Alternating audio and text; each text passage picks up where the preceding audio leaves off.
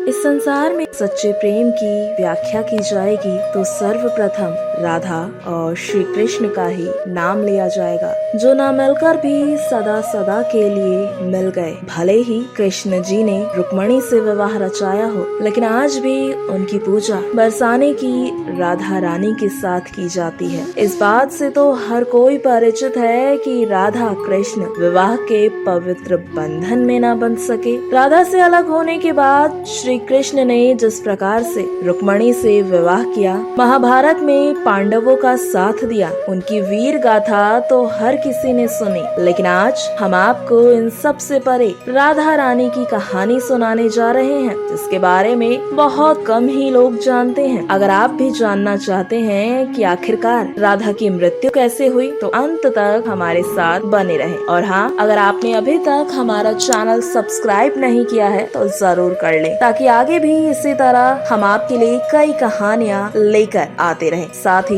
Bell icon को press करना बिल्कुल ना भूलें। तो चलिए शुरू करते हैं। ये तो आप सभी ने कई कहानियों में सुना होगा कि राधा श्री कृष्ण का बचपन का प्यार थे। श्री कृष्ण जब 8 साल के थे तब दोनों ने प्रेम की अनुभूति की। राधा श्री कृष्ण के दैवीय गुणों से भली भांति परिचित थी। उन्होंने जिंदगी भर अपने मन में प्रेम की स्मृतियों को बनाए रखा। यही उनके रिश्ते की सबसे बड़ी खूबसूरती बना, जिसकी वजह से आज भी उनका प्रेम अलौकिक है। हमारे कई पुराणों और शास्त्रों में कहा गया है कि श्री कृष्ण को केवल 2 ही चीजें सबसे ज्यादा प्रिय थी। ये 2 चीजें भी आपस में एक दूसरे से गहराइयों से जुड़ी हुई थी। एक थी बांसुरी तो दूसरी थी राधा। कृष्ण की बांसुरी की धुन ही थी जिससे राधा श्री कृष्ण की तरफ खिंची चली आया करती थी। राधा की वजह से श्री कृष्ण हमेशा ही बांसुरी को अपने पास रखते थे।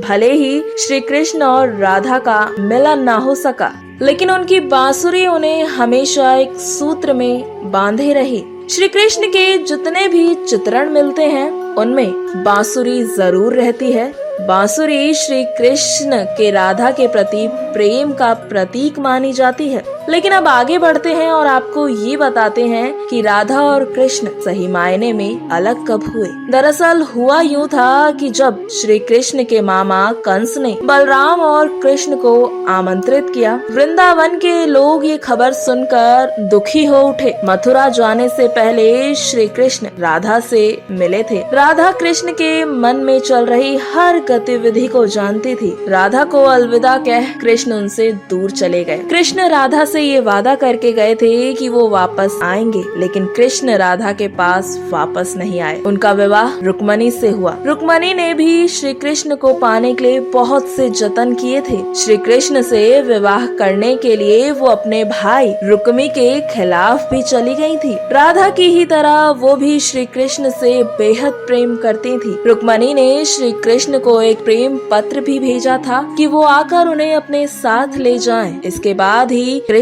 रुक्मणी के पास गए और उनसे विवाह कर लिया। कृष्ण के वृंदावन छोड़ने के बाद से ही राधा का वर्णन बहुत कम हो गया। राधा और कृष्ण जब आखिरी बार मिले तो राधा ने कृष्ण से कहा था कि भले ही वो उनसे दूर जा रहे हैं, लेकिन मन से कृष्ण हमेशा उनके साथ ही रहेंगे। इसके बाद कृष्ण मथुरा गए और कंस और बाकी राक्षसों को मारने का अपना काम पूरा किया। इसके बाद प्रजा की रक्षा के लिए कृष्ण द्वारका चले गए और द्वारकाधीश के नाम से विश्व भर में लोकप्रिय हुए। जब कृष्ण वृंदावन से निकल गए तब राधा की जिंदगी ने अलग ही मोड़ ले लिया था। कई ग्रंथ इस बारे में कहते हैं कि कृष्ण के जाने के बाद राधा की शादी एक यादव से हो गई थी। राधा ने अपने दाम्पत्य जीवन की सारी रस्में निभाई और बूढ़ी हुई। दूसरी तरफ श्री कृष्ण ने अपने दैवीय कर्तव्य निभाए। सारे कर्तव्यों से मुक्त होने के बाद राधा आखिरी बार अपने प्रियतम कृष्ण से मिलने गई। जब वो द्वारका पहुंची तो उन्होंने कृष्ण की रुक्मणी और सत्यभामा से विवाह के बारे में सुना, लेकिन राधा बिल्कुल भी